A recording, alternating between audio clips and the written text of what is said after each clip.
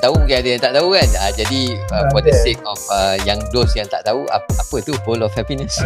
Bowl of happiness is basically adalah saya cadangkan kalau kat klinik and so on ada satu ni kalau semua buat nanti kita tanyalah ni bowl of happiness ke kan, kita boleh tahu kan. So maksudnya dekat kaunter tu you buka beli satu big of bowl kaca, dalam tu letak all, kalau boleh gula-gula mahal kan, mungkin RM100 ada seorang. So orang nampak oh ini Muhammad janganlah beli gula murah-murah, jangan kedekut nak bagi kat you punya customer. Kadang tu dia bukannya ambil semua kan, tapi dengan you letak contoh ada Kinder Bueno campur-campur lah kan, Kinder Bueno ke Ferrero Rocher ke dalam tu kan, bagi kat anak dia. So dia is bowl of happiness. Saya tak nak terangkan science of the psychology of sales behind that lah, yang tu another kita sentuh dalam weekly growth update kita kan, how to design your sales flow kan.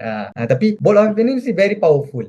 You cuba buat, you bagi waktu tengah daripada bagi IC, you jangan bagi IC balik, you bagi IC dan gula-gula atau coklat. Tu one lah. Alright. Tu dan macam mana you nak increase basket size. So